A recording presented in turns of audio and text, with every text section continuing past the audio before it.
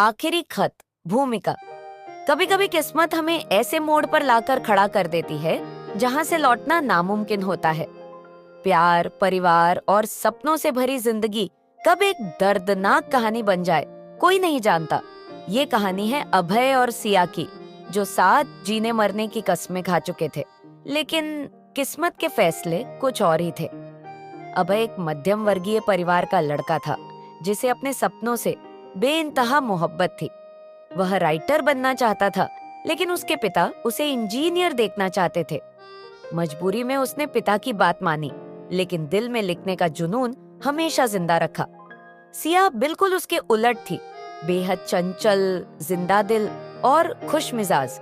वह चाहती थी कि अभय अपने सपनों को पूरा करे, इसलिए वह हमेशा उसे मोटिवेट करती थी।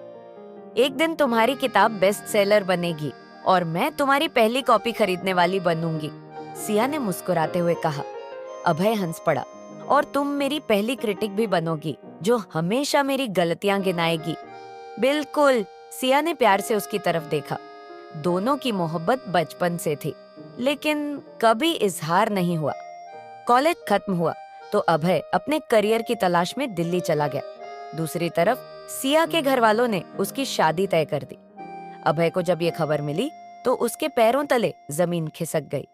उसने तुरंत सिया को कॉल किया। तुम शादी कर रही हो? मुझसे बिना पूछे? सिया चुप थी। सिया, कुछ तो बोलो। अभय, तुमने कभी अपने प्यार को जताया ही नहीं, तो मैं कब तक इंतजार करती? अभय की आंखें नम हो गईं। तो अब मैं क्या करूं? कुछ मत करो, सिर्फ एक वादा करो, तुम अपने सपनों को मत छोड़ना। एक दिन तुम्हारी किताब जरूर आएगी और मैं उसे पढ़ने के लिए जिंदा रहूंगी। फोन कट चुका था और अभय की दुनिया उजड़ चुकी थी। सिया की शादी के बाद अभय पूरी तरह टूट चुका था। उसने लिखना बंद कर दिया। डिप्रेशन ने उसे जकड़ लिया। लेकिन एक दिन उसने सिया की कही हुई बात याद की। तुम अपने सपनों को मत छोड़ना। उसने अपनी पूरी ताकत से लिखना शुरू किया, दिन रात मेहनत की। 3 साल बाद उसकी किताब आखिरी खत पब्लिश हुई।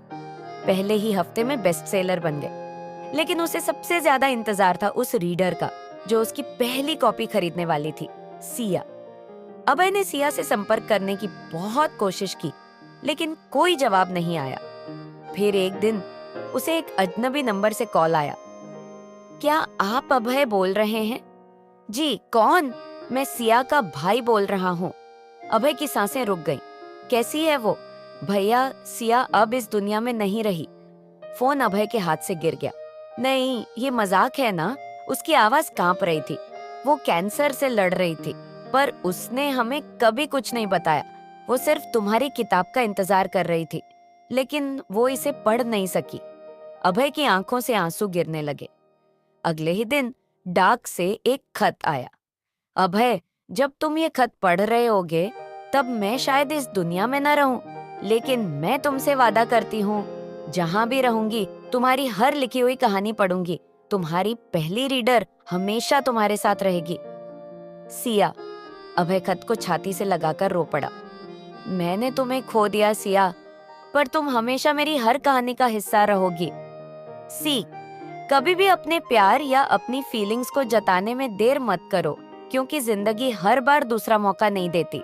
अगली कहानी, प्यार की आखिरी बारिश।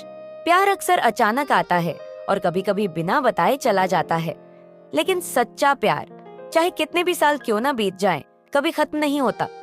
यह कहानी है काव्या और विराट की, जो एक बारिश में मिले थे और एक बारिश में ही उनकी मोहब्बत मुकम्मल हुई। दिल्ली की बारिश हमेशा की तरह बेपरवाह थी। काव्या अपनी छतरी लेकर ऑफिस जा रही थी कि अचानक हवा के तेज झोंके ने उसकी छतरी उड़ा दी। अरे, उसने चौंक कर देखा। उसी समय एक लड़का बाइक से उतरा और छतरी उठाकर मुस्कुराया। आपकी छतरी बचाने का मौका मिला, ये मेरी खुशकिस्मती है, काव्या ने झुंझलाते हुए कहा। हंसी ठिठोली का टाइम नहीं है, मुझे देर हो रही है।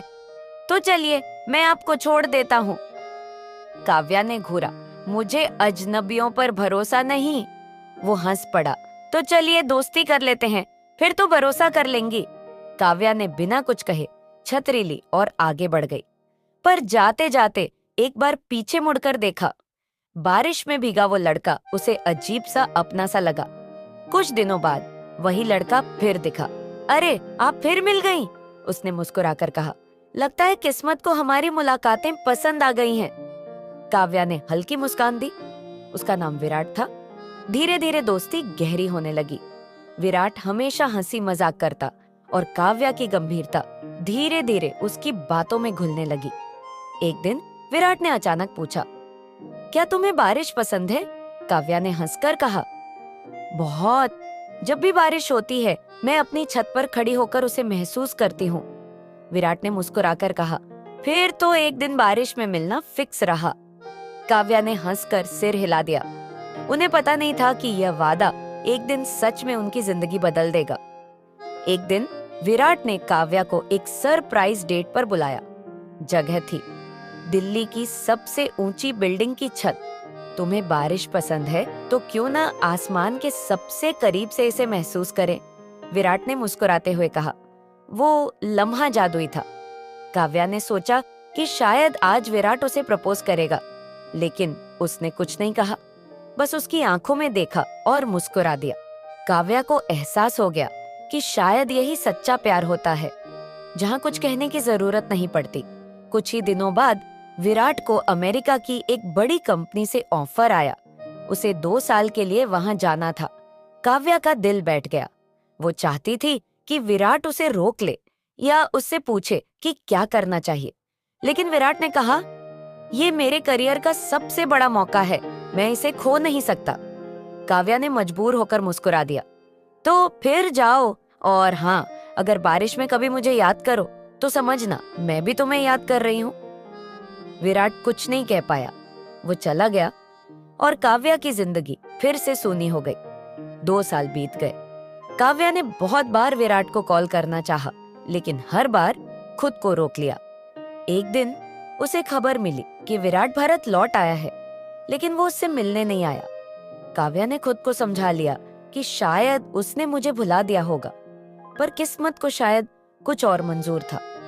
उसी शाम दिल्ली में जोरदार बारिश शुरू हो गई और जब काव्या अपनी छत पर भीग रही थी, अचानक पीछे से एक आवाज आई, तुम्हें बारिश अब भी पसंद है? काव्या चौंक कर मुड़ी। विराट खड़ा था। विराट ने धीरे से कहा, 2 साल पहले मैंने तुमसे बहुत बड़ी गलती की थी। काव्या कुछ नहीं बोली। विराट आगे बढ़ा। मैंने तुम्हें यह नहीं बताया कि मैं हर दिन तुम्हें याद करता था, हर बारिश में तुम्हारी बातें याद आती थीं। काव्या की आंखें नम हो गईं। तो अब? उसने धीरे से पूछा। विराट मुस्कुराया। अब मैं दोबारा तुम्हें खोने का खतरा नहीं उठा सकता। उसने जेब से एक अंगूठी निकाली और घुटनों पर बैठ गया। क्या तुम इस बारिश को हमारी आखिरी अकेली बारिश बना सकती हो? काव्या ने आंसू पोंछे, मुस्कुराई और कहा, हाँ, बारिश तेज हो गई थी, लेकिन इस बार उस बारिश ने 2 अधूरी जिंदगियों को मुकम्मल कर दिया था। सीख, कभी कभी प्यार को समझने में वक्त लग जाता है, लेकिन सच्चा प्यार लौटकर जरूर आता है।